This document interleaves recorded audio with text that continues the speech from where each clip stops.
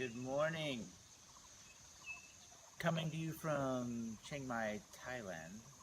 Monique and I are going to do a little talk after some Qigong warm-up exercises. One of my favorites that I've learned from Lee Holden is where you bring your fists together and you open up your chest, lean back a little bit, big inhale, and then collapse the spine, leaning forward, bringing the hands right in front of your face, and opening your chest up. Inhale.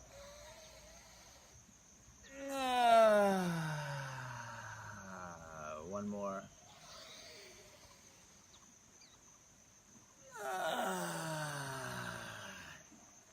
And then one of my favorite moves is from Healing Qigong Part 1 in the Shenzhen philosophy, is where you bring your hands up. You pull your hands out, you lean back, big inhale. Exhales, you collapse the spine and bring the hands right in close to the forehead. The idea is that you're reaching out, you're grabbing this fresh energy that's all around you, and then you gently propel it towards the top of your forehead. Let's do one more.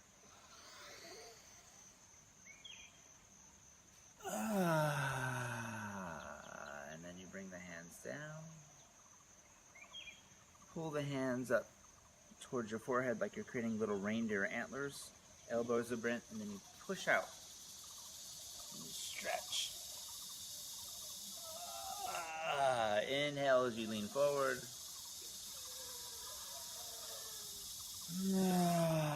People are sending you lots of hearts, honey. Let's do one more.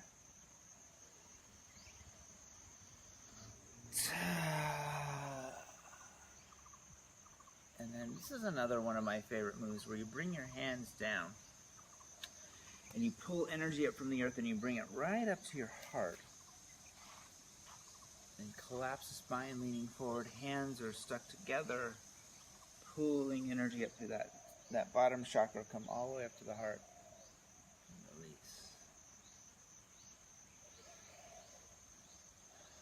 You can go up a little higher, like open up the throat chakra.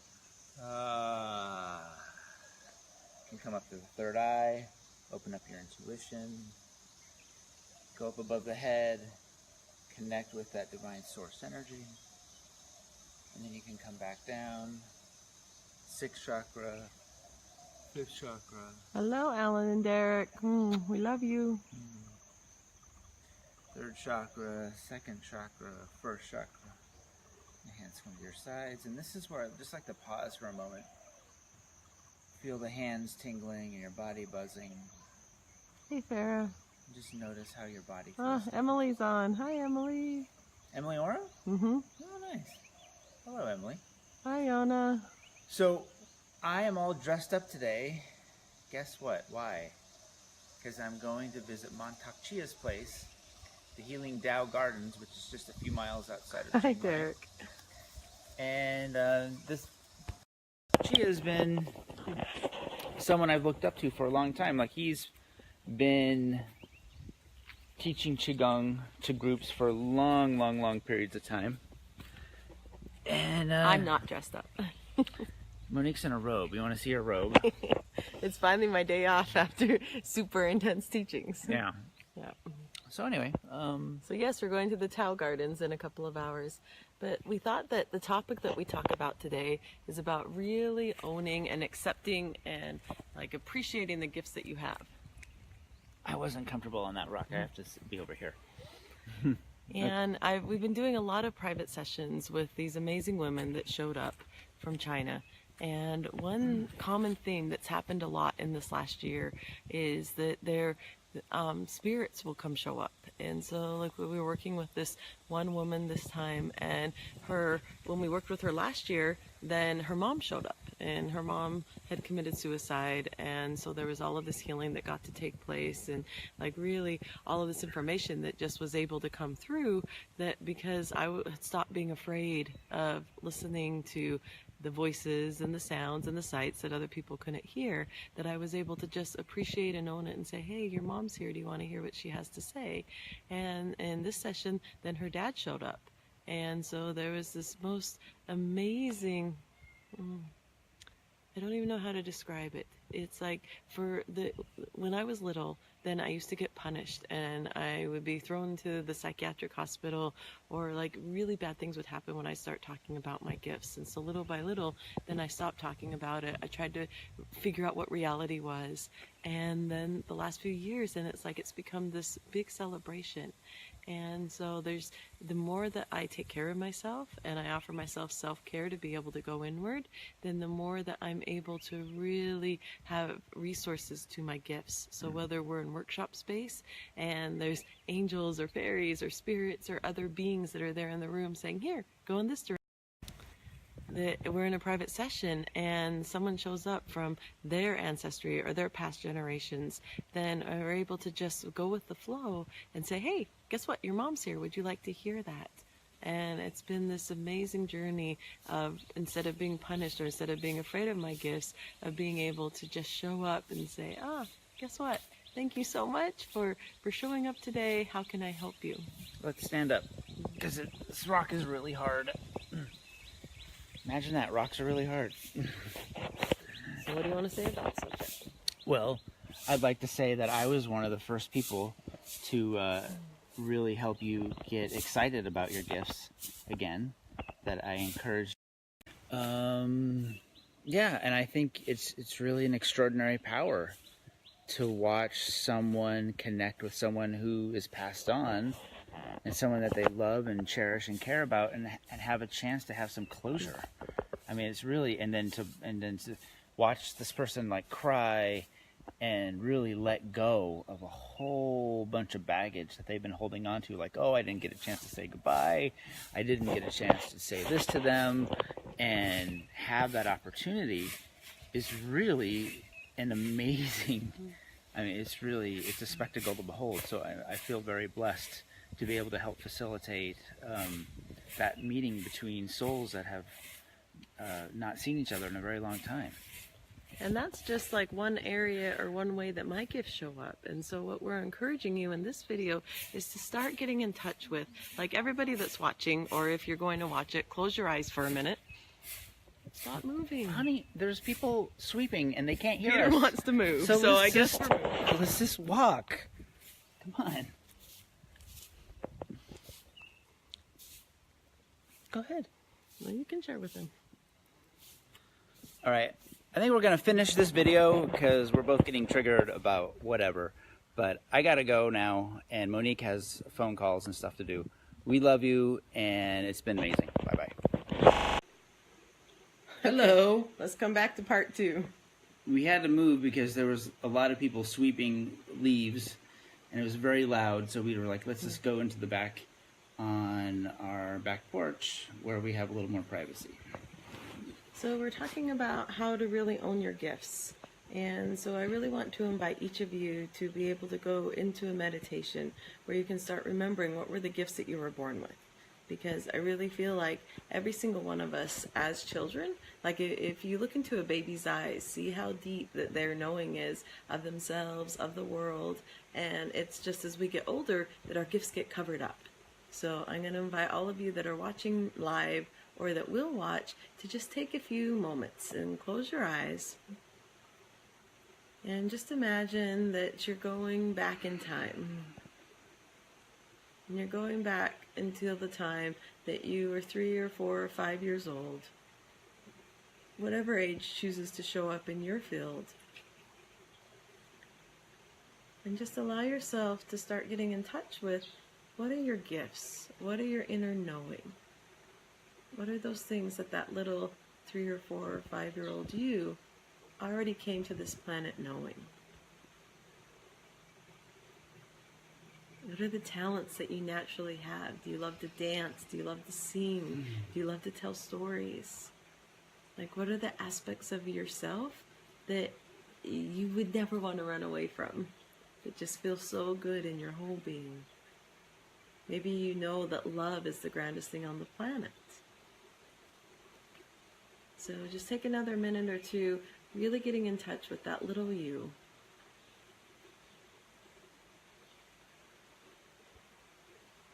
And then when you're ready, then open up your eyes. and start seeing how those gifts could actually be helping you in your life right now. So where I was such a deeply sensitive child and could see and hear and like feel all of these things that the other people around me couldn't, then it felt like there was something really wrong with me. And yet now, as I've learned to really accept and appreciate and adore these gifts, then it's like they open more and more and more every day because I've stopped resisting them or I've stopped fighting them. And so I'll touch someone on their heart and I'm like, wow, like what happened to you when you were 8? Like there's so much anger here. Or touch their belly and there's grief here, or on their hips and they're holding space for other people. And it's just like instantaneous. There's this place inside of me that I feel, oh look, they're 8 years old, they're 13 years old, and then we get to be curious and find out what went on in that time in their life so that they can let go of that. And so what are those pieces for you when you sit with someone? Are you a great listener? As you're listening to them, do you hear things that they might not even hear themselves? And you're able to help bring that more out in them. Maybe your gifts are for beauty. One of our great friends, Anna Siniceros, like one of her greatest gifts on this planet is to see beauty everywhere. And we had another woman here in our group that was going out and taking pictures and went and got collages of different things. And she really had this extraordinary gift to be able to see beauty in different ways. And so I just invite you to get in touch with, maybe yours is dancing, maybe yours is humor, maybe yours is telling stories. Like I love storytellers, and there's such an amazing way of being able to bring teachings to life when you can tell a story with humor, with vulnerability, with excitement, so that people can follow along on the story with you. And I can share my very first tattoo that I got, I think 6 years ago now, maybe 5 years. It was a little while ago. Then it was "This Too Shall Pass." And it was after a story that one of my dear beloveds, Sean Root, told about a king. And this king was like beloved far and wide. And he decided to invite the wise council to come. And so he said, come and impress me. You have this whole weekend. We're going to throw this big party. So bring your gifts and let me see who I want to have to be my wise man or my wise counsel. And so people came from far and wide around the kingdom, and they brought him all kinds of ideas and like these amazing telescopes and microscopes and all of these ideas of how they could be the wise counsel in their kingdom. And he was super impressed by this one young man who just brought him this really simple ring that he had made. And he says, on your worst day possible, press this ring and a message is going to come out and I want you to read it. And he was so impressed by the simplicity of this gift that he set this young man up. He became his wise counsel, and he helped counsel him for the next year or so over his kingdom. And they made wonderful decisions, and people loved him even more.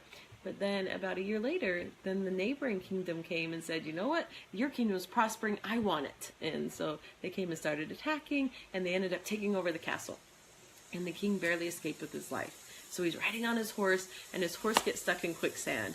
And he's like, oh my God, like if this is not the worst day of my life, I don't know what is. And so he takes a moment, and he takes the ring off, opens it, and undoes this little scroll. And inside it says, this too shall pass. And so the king takes a moment, takes a breath, and realizes everything is temporary. And so through that, being able to slow down and gaining perspective, he's able to save he and his horse, and they ride away to live. And then about a year later, then he has followers that come and find him, and they help him reclaim his kingdom.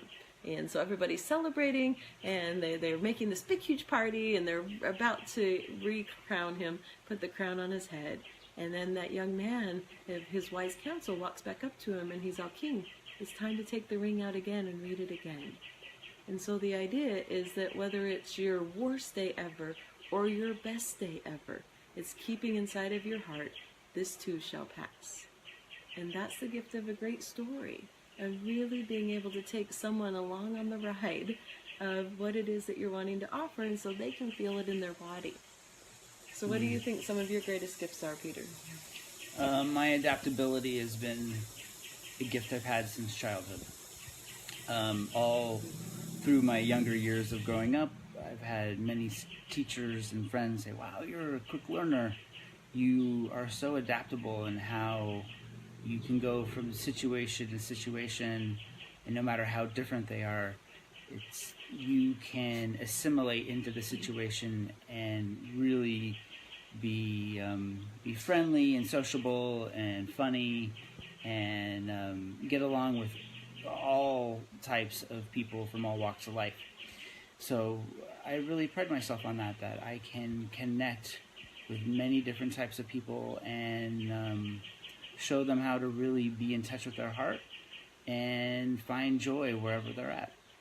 Yeah, I've witnessed that many times in your life, and I'm surprised that Peter's never done things, because he just feels like such a natural, because he just has his heart open and he can quickly adapt, so that it feels like that he's been doing this thing for a very long time. So we encourage each of you that are watching to, again, get in touch with those things, that inner knowing that you've had since childhood. And those are your gifts. And find more ways that you can own them and appreciate them and accept them into your heart, so that then they just come as second nature. They come naturally. They have space and allowance to be able to flourish and grow, because they will grow. Like, they came to you for a reason, because you're the only person in the world that can offer them the unique way that you can. So we hope that you found this tip helpful. We'll come to you tomorrow with another tip. We love having these conversations with you, because I really feel like that there's no way to do Tantra. There's no way to do your life really well. It's about being able to open and actually living tantrically, or living your life well. So I enjoy co-creating that with you and within my own heart, and we encourage you to do the same thing. We love you. Thank you for tuning in, and we'll talk to you soon.